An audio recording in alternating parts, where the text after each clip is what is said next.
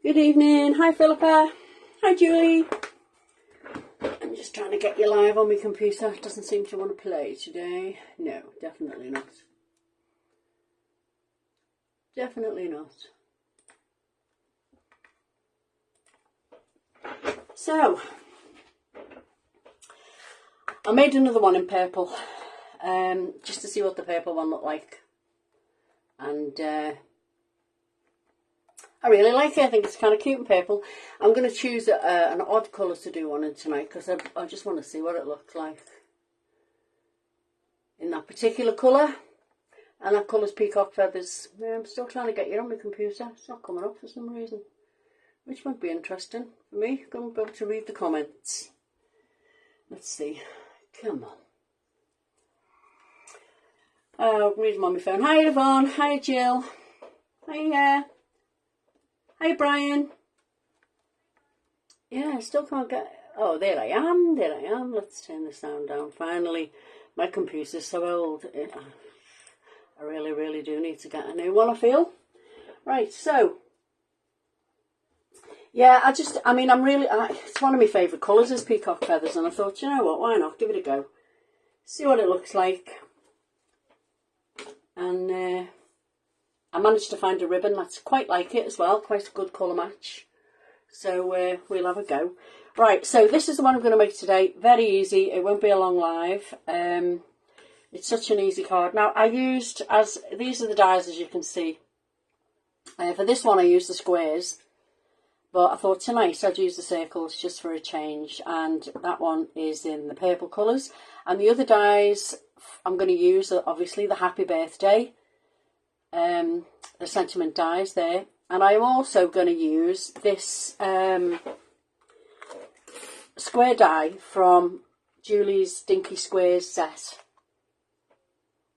Perfect size to go in the middle, and also pieces Heleniums. So we shall grab out. Oh, that was handy. Turned it right to the page. I've got some stamped, but I need that one on its own just there to stamp out. Hi Sandy, hi Andrea, hi Sue, hi Gail. Thank you for joining me. Hi Vanessa. Right, so let's crack on. Move these out of the way, put these so I can see them where they are. So this is a large card. It's an 8x8. So I've got an 8x8 card blank, and I've also picked out quite near to peacock feathers. This I've got a tiny little border, so I'm going to have to be really careful how I glue it on. But I wanted to make it as big as possible. Hi Caroline. So I'm going to glue this one on, and this can be drying while we start on the rest of the stuff. This is Sizzix cardstock. It's linen effect, but not that matters because you don't really see very much of it, to be honest. So I know it's got a tiny little border, so just a pop of white round the edge. Hold it up. That'll do. Pop it down, and then that can be drying as I go on with the rest. So the piece of card that I've got for the top here, and this is the one we're going to be cutting into, measures just a tad under 7.5 by 7.5. You know, so it's a square piece that goes on there. And like I said, we are going to be cutting into this. But I wanted to find an easy-ish way of doing this. So I'm not a fan of measuring. I'm really not. I'd rather do it by eye. And if it's a fraction out, then it really doesn't matter to me, to be fair. But one easy way of doing it is, I'm going to do it in centimetres because it was the easiest way. So it measures, this one measures 19 centimetres. Okay. So therefore, I want to find the middle. So I found the middle at 9.5. And I've put a little mark there, okay, and then I turned it round and did exactly the same on all 4 sides. And then all I'm going to do is join these marks up. So I'm kind of sectioning it gently, don't press too hard with your pencil. So I'm just basically making it into a square, and this will help when you're lining the dies up. So you've roughly got 4 pieces. So what I did was, I popped the die on, so it had an equal border, I taped it down and I ran it through the die cutting machine. And what I ended up with was that, okay? So I've just popped it on there. And then, what weight card do I use? Do you know what? To be honest, I only ever buy 300 GSM cards, super smooth. And then I can use it for my card blanks if I run out. Or I can use it for die cutting into. And it's a good weight. You know, I just don't see the point in buying 160, 220, I just buy 300. And it goes through my printer as well, which is a bonus. This is, actually, I've just bought a load, so I can show you exactly what it is. It's this one. It's Dragon's All-Purpose Card, 300 GSM, and this is from Hazel at Dragon's Paper Crafts. It takes water, it takes all your alcohol, pens, your pencils, works well. It's really smooth. So I hope that helps. Just one pack bought, that's it. Does everything. So that was what I'd cut, okay? Now, you think, how am I going to line that up so it's reasonably straight across there? And all I did was pop the die in, laid my ruler along the die edge, you know, the edge of the die then, and I drew a line. So now I know, when I put this one in, it lines up with that line. The top of the die lines up with that line, and it will end up the same. And then when you come to the next one, do the same. When it's cut, line your ruler up, draw a line, line the die up. And you do it 4 times, and you end up with that. So if there's an easier way of doing it, I'll try and find it. It is an easy way of doing it. So that's what you end up with. No real measurements required. That's kind of it, you know. So from the section, you get them. And they're quite equally spaced. I've lined them quite, instead of lining them closer together there, the reason why I'm doing that is because I am going to put a piece of ribbon through it. And if I'd have put them further into the squares, say I'd have put them like there, against that line, leaving a bigger gap around the outside, they would have lined up too close and you would have completely covered those nice pretty circular holes, you know, and I didn't want to do that, so I tried to find an easy way, and that was the easiest way I could find. So I hope that's pretty helpful for you. So now that we've got this, before we do anything else, I want to put a thin layer on the back of double-sided tape so that I can catch my ribbon on the back. There we are. So I'll wrap my ribbon first, and then that one's ready to go when we've got all the parts ready to put onto the card. So just wrap it round. You could thread it if you wanted to, I suppose. You know, thread a really thin one through those holes, like some of the cards we did for the samples. And then all I'm going to do is wrap it round. And now you can see them nice holes, yeah. And then I'm just going to secure it on the back, lining it up with the one in the front so you can't actually see the edge of it once you've glued it together. Right through the middle. There, and then just trim a bit off. Okay, and then this bit is all ready to glue quickly onto there. And then through them holes you'll see that nice greeny bluey colour. So that we can do now, and then we can get on with the panels. I told you it was a quick card.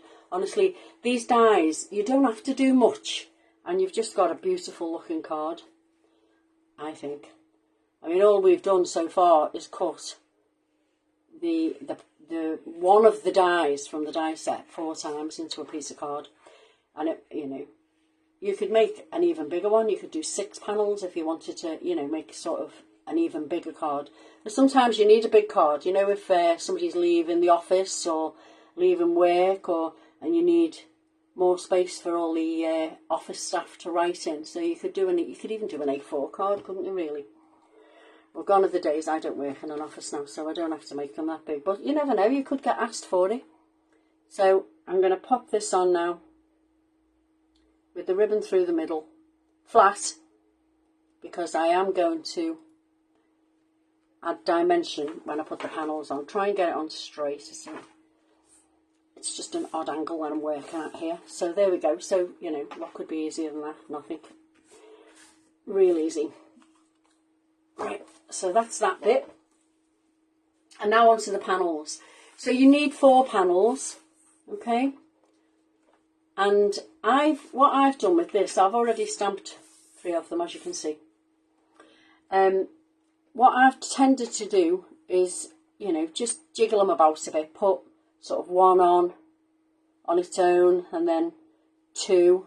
I might put 2 on this one. So then I've got sort of 1, 2, 3, 4, you know, just so it's got a little bit more flowers on it. You can put 1 on each one, but I just wanted to fill the panels really. So I'm going to stamp that panel out, and then we can start to colour the panels and add a bit of detail. Right, my computer's stalled. Oh, no. No, I'm just lazy, Julia. If I can find an easy way of doing something, or a quicker way of doing something, because sometimes you don't have the time, do you? Sometimes you can just sit and work it easy, and sometimes you've just got to, you want to do a card quick. So if there's an easy way, I'll always find it. Lazy crafter, that's me. So I'm just going to stamp this with Versifying, because I'm going to colour it in watercolour. Well, I'm going to colour it with Distress ink. Now, I'm not sure, I might have to hit it twice because my pad is, oh no, it's not too bad. I thought my ink pad was a bit dry. So clean my stamp before I get dirty fingerprints all over my card. There we are. So that's that. Now, you might have noticed, but I do like to put a little bit of background noise on my, you could leave them clean like that and paint them up, or you can add, you've got to use your favourite stencil, haven't you? Which just happened to be Backgrounds 3. And I've got Peacock Feathers ink knocking about here. Now, I know it's stamped. And you think, well, you know, the peacock feathers is going to go on the flowers. Yeah, it is, but that doesn't matter because I'm going to colour the flowers in peacock feathers anyway. So you could do your stenciling first or second, it doesn't matter. Some people like to do it second so they can see where the stamped image is and try to avoid it. But like I said, if you're just using the one colour all the way through, it doesn't matter. Yeah, the stamp platform, that was a treat to myself for my birthday. It was the, it's the Eureka one. It's a good one actually. Mind you, they're all good, aren't they? The one I had before, it was good, but I took that to my craft class and the girls use that now. So I'm just going to put a little bit of peacock feathers in the background, very gently. Okay, you can go in a bit heavier if you want to. I just want to put a little bit of something in the background. I don't want it to fight with the main pretty image of Peter's lovely flowers. So it's just kind of going around it. And again, not bothered if it touches the flowers. And I'm lucky, this is a dry ink pad, this is one of the first ones I ever bought. And it's still going after all these years, but really it needs re-inking. I need to get a new one, I think, but I'm too tight to throw things away. And they're always good for dragging. When they get this dry, they're always good for dragging down cards to make like wood effects and things, aren't they? When they're too juicy, you can't do that. So there we are. So a bit of background noise. It is very pale. You may not be able to see it here because of the light I've got in this craft shed is very bright. But you will. I'll take some pictures as per normal. I'll put them on tomorrow, and you'll be able to see the colours a little bit better. Right, so I'm just gonna put some peacock feathers down on a bit of plastic or wherever you've got. This is a one of those things used for stamping. So I'm going to usually it might be a bit pale because this is said. No, it's not too bad. I did think I bought peacock feathers in a large one, but obviously not. Yeah, that's pretty. I know, okay, so you might not get peacock feather colour flowers, but, you know, that's the bonus of having a stamp set. You can do them in any colour you want to do them in. And this really is quite dry, but we're going to go for it. So while it's a bit wet, add a little bit more colour just at the top. I think you've probably heard me saying a few times that I really do quite like the fluidity of watercolour and the speed, of course. And you don't have to be accurate, which is really great. What's the next colour down to Peacock Feathers that looks kind of like it? I can't remember. There is one, isn't there? I can't remember the name of it now. I think I might have that one. Maybe that's the one I bought. So yeah, I just watercolour loosely with the wet one, and then put a little bit darker in just around the tops of the petals. And that's basically all you do to them. I have got a green pencil, and I'm going to colour the stems in the green pencil once they've dried, because my hand isn't steady enough to go down with a water brush. I don't want to smudge the stems, you know. So yeah, I don't know if you can see. I'll try and bring it up slow. Like I said, this light's very, very dark. You can see the colours, and you can see a bit of the stenciling on screen. I'm just having a look now. Salvage Patina. Yeah, that one's quite like it. There's two that's very close, and I can't think of the other one. Peacock Feathers. No, it'll occur to me probably at midnight tonight when I'm trying to get to sleep. Here we are. So, a bit of watery coloured one. So now you see why it doesn't matter if you're using the same colour in the background. If it has gone on your flower, it's just going to wick out now when you put water in it. And you can't tell anyway, you can't see the stenciling. And it doesn't matter even if you can, it'll just look pretty. There we go. So, onto this one. And this card, I think, a lady did this card, and sorry, but I cannot remember her name. It was on the other day. And she'd done it with the, very similar to this. She'd done it with the daisies, the daisy stamps of Julie's, and it is really pretty. If you could, I think it's on, it might be on Hazel's page, I'm not sure, or it might be on Crafty Friends of Julie Hickey, one or the other. I've seen it on there because I did comment on it. It was really pretty. So any of the flowers, even Mary's hand-tied flowers you might not get all of it on this little panel, but you'd get quite a few. I think that'd be really pretty. And as you've seen, it doesn't take long to actually make the part that you're going to put all these onto. So, I'm really having to squeeze it down now. Things are looking serious in the ink department. You know, you'd think I'd have no inks. I'd got no inks, wouldn't you? I've got millions of inks. I've got all the Studio White ones, and I've got Stampin' Up ones and everything, but I always fall back on the peacock feather colour. If any of the others had a peacock feather colour, I'd be well pleased. I just love this colour. So there we are. Alright, so that's all the flowers done. Now it's just time to do the stems. And I've got, I think it's a Faber-Castell, this one. Yeah, it is. Faber-Castell. It's not a watercolour one. I'm just going to lightly colour these in and put a little bit of dark in. I'm not even using two colours, just the one. And I really probably should have sharpened it before I did so. But there we are. I was using it yesterday. And I probably blunted it. So has anybody got any questions? Mermaid Lagoon, that's the one, Julie. There you go, that saved me a sleepless night. Mermaid Lagoon. I have that one. So I could possibly have used that to go over the top. It's actually probably in the same tub there. I've got loads of the little ones because they're really handy for taking to your craft classes, aren't they?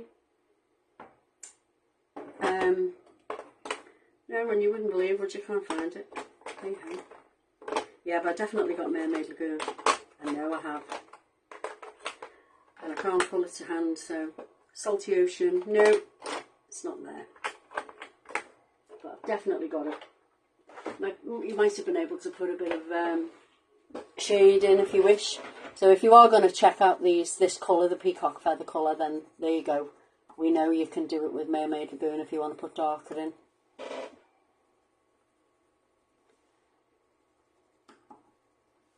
There we go. It's pretty. Yeah, I should really do all of these flowers in these flower cards in every different colour ink I've got. Can you imagine how pretty that would look? Batch make them all and do them in every colour ink. Got to be all week. So, colour in. Does anybody else go quiet when they colour? I had a very quiet colouring day yesterday. And by the time I'd finished, the top of my thumb was numb. Did enjoy myself. I had a die cutting day the other day where I cut loads and loads of stuff out. You know, one of them days when you've got no mojo, but you just want to cut, you want to craft something. So I went and got my dies out and cut things out ready for foliage and things for various projects that's coming up. So I've got big bags full of everything done now. So, does anybody else do that? Yeah, I had a great colouring day yesterday. It was, you know, it's a long time since I've just sat still and coloured. And that's exactly what I did yesterday. Needed it after doing the garden. I did the garden and my gardener let me down. And it so needed doing, so I kind of got angry and went out and did it myself. It took me nearly 3 hours to do it. And it's a good job I was having a colouring day yesterday because I couldn't hardly walk. It's a long time since I've done gardening as well. Right, so what I've done now is I've cut out, this is grey board, okay, it's quite thin. I'm out of cardboard. And I found the back of a paper pad that I've nearly finished, so I thought, right, I'll use these. So I've cut 4 bits out and I'm going to mount these onto the back because I've no foam pads either. I'm trying to step away from foam pads. Sometimes you really need them, like when you're doing a shaker card, but sometimes you can get away with using this. And this gives a little tiny bit of lift, but not too much. Sometimes, you know, the cardboard box we use, sometimes it's extremely thick. And it won't go through. Or it's too high. You know, like you can get different mil of your foam tape. Sometimes the cardboard's about 6 mil thick, and that sometimes it's just too much, isn't it? But this, on the back of your paper pads that you buy, if you've nearly finished a paper pad, then this would be the best thing to get. Off the back, there we go. Like the notebooks, then you can get it on the back of notebooks as well. And it cuts really well. I think it's only it's either 1 mil thick or 1.5 mils thick. But it cuts really well on your trimmers and that. So there's the 4 panels. That's that done. And now what we need to do is bring in the birthday. Now the back of this paper, this coloured card I've got here, is what I've cut the back place of this out of. So I've used the happy birthday words from the sentiments. You could use best wishes or any of the others. There's quite a few you can put together to make different phrases and different word, you know, sentiments. But you can't go wrong with a happy birthday. If you're making these just to put to one side, you always need a birthday card, don't you? So you're in safe ground with making them for happy birthdays. Just a few dabs on the back, pop it down. And then we can pop it on the square that we cut out from the dinky. There we go, and then it sticks to your finger. There we are. Take off the excess glue. So this is what we've cut using the dinky square. And it's got them lovely markings around the edge, like embossed lines around the edge. You can see them on the die there.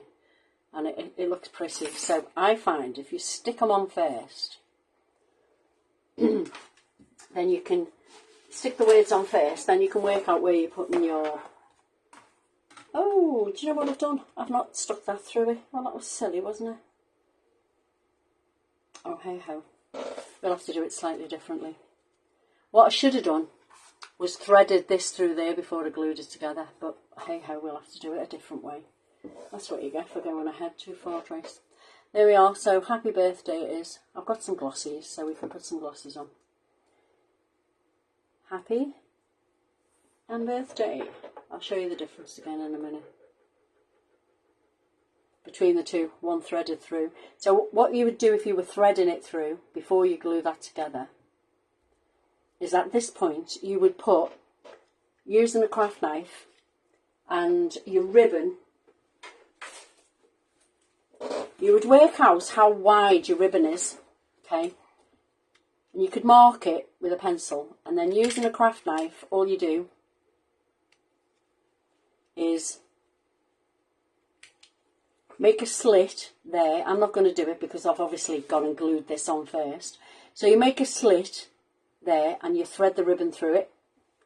And then you make a slit on this side and you thread the ribbon out of it. So it ends up, it's actually threaded right the way through this square that you've turned and made into a diamond. I'm just wondering if there was a way. No, I'm not going to do it. I'm just going to leave it plain. Okay. Yeah, leaving the sentiments a good idea, isn't it, until you need them. So, happy birthday's on. And I'm going to put it on diamond shape. But first I'm going to put these on because these are then lifted up a little bit. And what will happen is your diamond will only need to be glued in certain parts to hit them and line up on there. That looks okay without it being tucked through, just slightly different. Thought I'd ruined it then. Note to self, take it slower. So let me see. I'm going to swap them over. So the two, so I've got busy there, three more, more flowers there and less on them. So it's just a case of gluing these down now.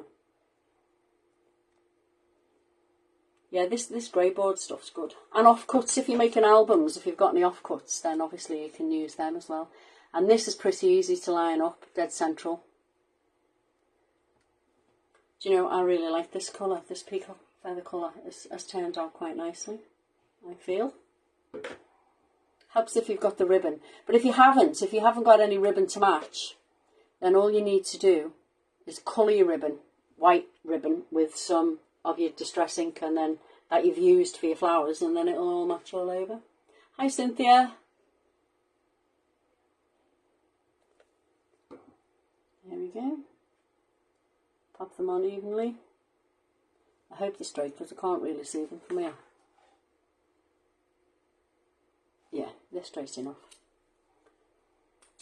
I'm kind of at a little bit away from where the camera is.